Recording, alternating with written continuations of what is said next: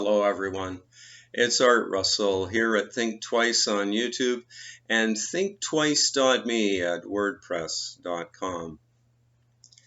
Today I'm going to share some information about the subject of forgiveness and how that relates to oneness, which is our essential nature, beyond name and form. Now, in case this seems kind of insane to even think this, there are many perspectives actually, but there's two ones that differ. One is truth and one is delusional. Oneness is truth.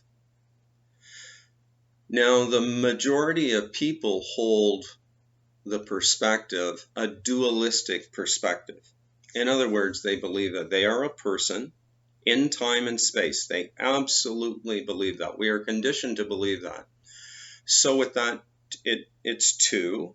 So subject, they believe they are the subject, and that people and things are outside of them, the people acting autonomously. This is what they believe. So it might be, I, Arthur Russell, pick up the book. There's an action that appears to be dualistic. When we hold to that perspective as far as from the issue of forgiveness or unforgiveness, which is really the important thing that we need to let that go. It holds negative energy against us. Most of us know it. If you haven't forgiven someone for an apparent slight, some might call it a sin and really label it very heavily. Some get very angry about an ex or people that aren't behaving in ways that they deem appropriate. We know inside that that doesn't feel good. Now, deep within, we also know that who of us has lived an apparently perfect life? I don't know anyone, including this bucko right here. Bucko. I've attempted to do my best and fallen short of that mark many times. Who hasn't? But from a deeper viewpoint, if we don't forgive, that means that we're clinging to the perspective, the delusional perspective of the person. Now, that brings with it a whole bunch of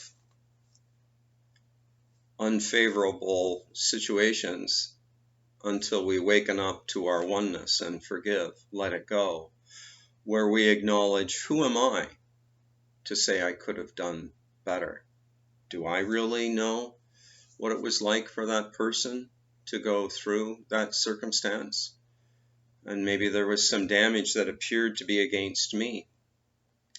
Now, the benefit of knowing the true perspective of oneness is that life flows more easily. When we let go of the perspective and we awaken to all of this happening within consciousness, known by consciousness, we realize that in oneness, what can be against us? When all there is oneness, that tells us there's nothing that can be against us. That leads to better life circumstances. So this is not a phony forgiveness in which we pretend that we're really forgiving someone, but then when their back is turned, we talk to someone else and we go, boy, they did that to me in 1962. Oh man, it was a Thursday. I remember it just as clear. When we keep etching that into our mind, we're going to suffer the consequences that come with holding that energy.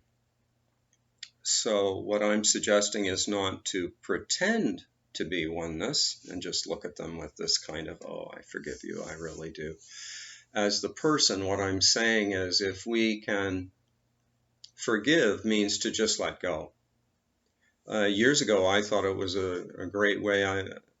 I contemplated it as we forgive debts to third world countries sometimes, or other concepts of just let it go. We write it off, and then we're not bothered with it anymore. We've just let it go.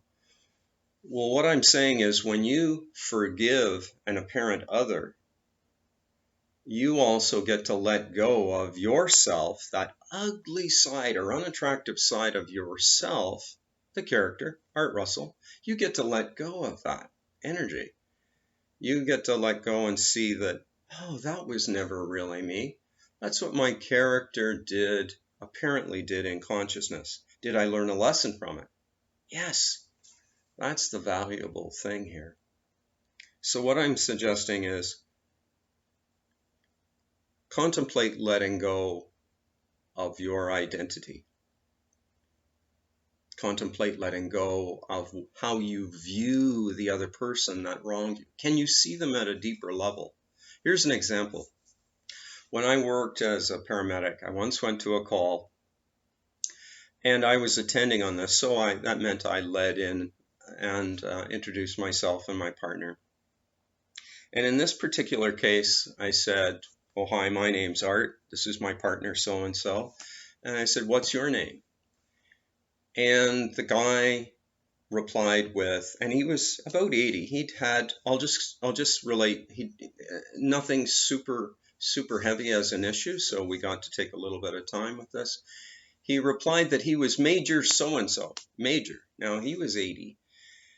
Now, I would say that there was a man who was clinging to the perspective of still being a major, even though he was probably 80.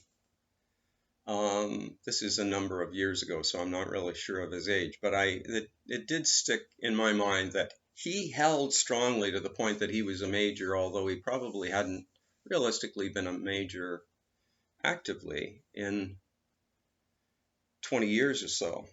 Now brings another point of clinging to the perspective of the person. All jobs, careers, titles come and go. He wasn't always a major. I doubt he was a major when he was 5. He might have been destined to believe he was going to be a major. But if we cling to that, if we need that perspective, we're not free in the least.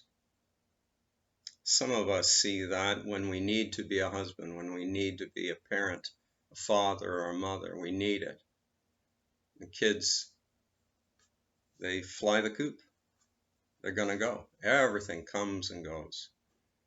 Why not try being the oneness in which everything, including people that you believe have wronged you, come and go. Let it go. Why don't you forgive your own mistakes too? They were really just lessons. If you'd like to learn more about this, you can find more information for free at thinktwice.me, which is my blog.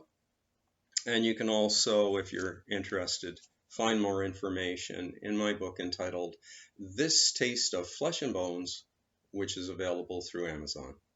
Bye for now. I hope you've got something from this that's worthwhile. Take care.